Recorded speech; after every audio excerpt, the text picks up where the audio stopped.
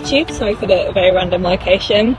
I came on a walk and thought it would be a nice spot just to sit down and eat my fruit whilst I put a Q&A box up on Instagram the other day about my boob job, so we're going to sit and answer those questions now. I will just get them up.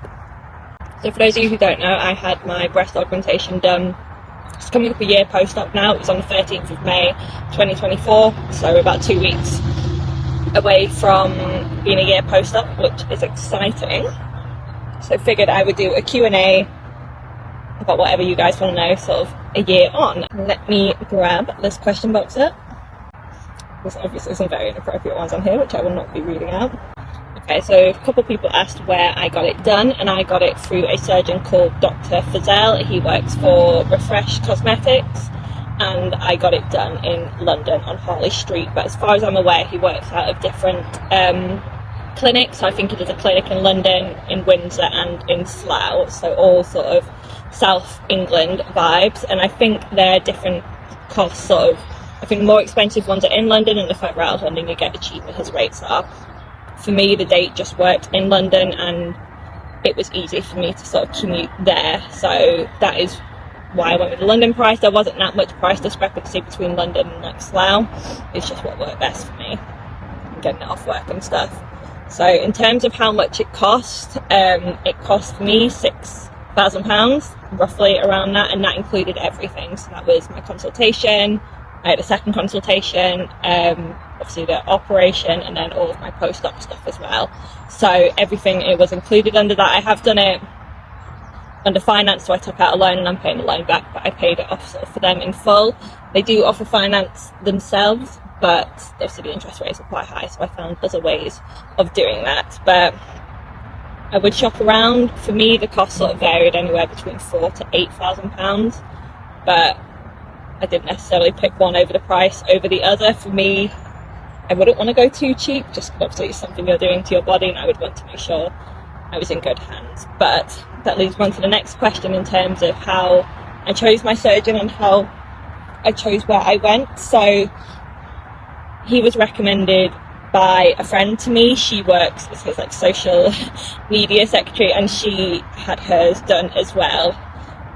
So he came very highly recommended. Again, I would shop around for surgeons, go to multiple consultations, find the right person that fits for you. But he was very lovely. He was so nice. He was so informative. He talked me through everything. And for someone who is quite petite and before had like nothing, he was very realistic about the results that I would get. So obviously I never wanted to go into the surgery to have like huge boobs. That was never my goal or what I wanted out of it. I just wanted something to sort of feel a bit more confident in myself, which I do, and just feel a bit better about myself. And given sort of my activity levels, my fitness, sort of all of that stuff he took into account as well, which helped me decide sort of on the size and the best sort of option for me. A couple of people asked sort of what size I got and what type of implants I got. So I got 335 cc's in same either side. I got under the muscle, and I got high profile round implants. So, and I think they're firm ones as well. I had no idea there were so many different types of implants you could get, but you can either get the round ones or you can get like teardrop ones that maybe sit a bit more like natural. You've obviously got the more flatter ones or the higher profile ones, and then obviously you can get the different size. You can also get like different firm ones or ones that are more like squishy. It's completely up to sort of your preference, but for me we went 335 cc's round, high profile, and we went under the muscle. So you can go over the muscle as well, but we weighed up both options, and because of my fitness and because I'm quite small, there was the possibility that if we went over the muscle, my implant could show through sort of on the skin with like the ripply effect. So we decided to go under the muscle, and the recovery was a bit longer, but for me that was sort of worth it in the long run. We were very conscious, again given my size, if we were to go too big. He described it as something called like a double bubble. So because I was going under the muscle, if I went too big, the whole muscle wouldn't necessarily cover the implant, and there was a chance that you could get like a double boob, which is not the vibe we're going for. So we were very conscious about not going too big, which is something I really liked about Dr. Fazell, he was very realistic in the results that I would get and sort of what wouldn't look too disproportionate for my size.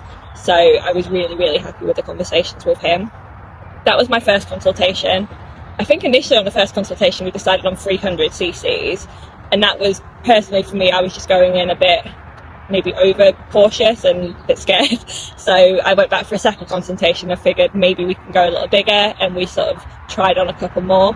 So while you're in there, you sort of have a sports bra on, or a bra of like the ideal size that in your head you're thinking about wanting to go, and then they essentially give you a bunch of implants to put in this bra and sort of just get a feel for it. Obviously it's not going to be super realistic about what they're going to look like, but it gives you an idea on sort of the size. So that was all really easy process. And then I think all my consultations were around the January, March, and then I actually got booked in for May.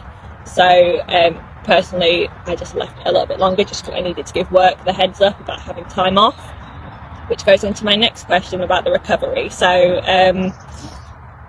it's a 1-day operation. I went in, I think my op was about 4 o'clock in the afternoon, and we were out the door by 7 o'clock in the evening. So it was a very quick process.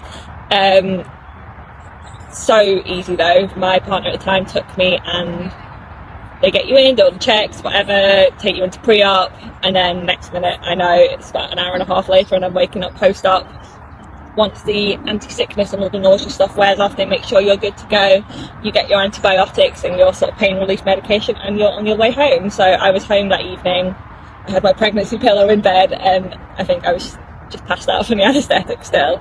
So it was the first time for me. I'd been like fully put to sleep, so I was quite nervous about that, but it was honestly so easy, and it couldn't have gone any better, to be honest. So you wear the post-op bras for the couple of weeks afterwards. They put it on you initially, and I kept that on for a week. So for me, I wasn't allowed to shower for a week, which sounds so grim, I know, but honestly you're not up for it. And for the first I'd say 3 to 4 days, you're going to want to make sure you have someone at home with you. So surprising how much you use your chest muscles, because I couldn't lift my arms any higher than like there. I was like little T-Rex arms, so everything had to be like waist height. I couldn't like push myself up like off the seat or up in bed by myself. I needed a hand getting up. I just couldn't reach over my head to like change my tops. So definitely invest in like the zip-up hoodies. They were an absolute lifesaver. And yeah, eat lots of anti-inflammatory food, stay hydrated, take your pain meds. But yeah, I was at home doing nothing essentially for the first week. So you can't drive, stuff like that. After the first week, I had my first post-op appointment where I went back into London, and essentially they checked my scarring, checked the implants, and changed my bra. By then I was sort of up and walking, which she said was really good. So for me, after that point, I was able to move around and walk quite easily, which is really nice. I can't remember my second post-op appointment. I think it might have been 4 weeks after that. But yeah, after the first week I was able to be up and walking again, and I think after about 10 days to 2 weeks I was able to drive again. Maybe if you have an automatic it might be a bit easier, but for me, like anything like gear stick wise just hurt.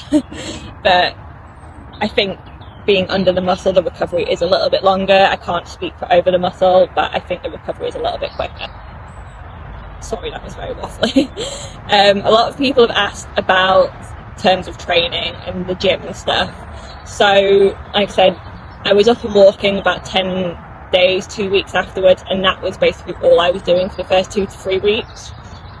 That was the thing I thought I was going to struggle with the most, sort of operation wise. I thought not being able to go to the gym and stuff was going to be a big struggle for me, which is probably what put me off longer than I initially would have. Maybe I'd have booked it earlier, but honestly I wasn't up for it anyway, so the thought hadn't even crossed my mind. So the first 2-3 weeks I was just going on little walks and getting out and moving when I could.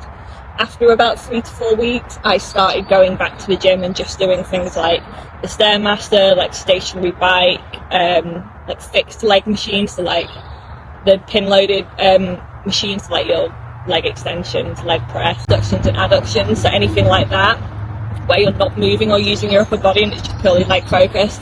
That was sort of all I was able to do, and I did that probably from about week 4 to like week 8 or 9. I was just doing maybe like 2 leg days a week, purely lower body focus just to be moving. Upper body was still pretty much out of action.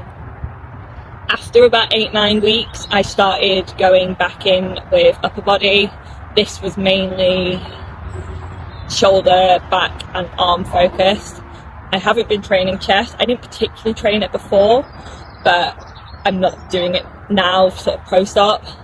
This is just personal preference. For me, I don't particularly want to train it. It's not something I'm like focused on training. I have been told that building up chest muscle can push your implants apart, which makes sense, as mine are like under the muscle, so if the muscles were to grow it might just pull the implants apart. So for aesthetic reasons that's not really something I want, and I'm not particularly inclined to train chest anyway, so I do avoid that. But I was able to go back to shoulders, back and arms, sort of very light dumbbell work. Anything like hanging, like pull-ups or like a wide grip lat pull down, that was again a no-go for a while. But it is purely going off what it felt like. It's really hard to try and explain it, but you know when you're ready to push stuff a little bit more and when you're not, and it's just don't rush anything, don't go back into anything too soon. It will come back and everything comes back so quickly.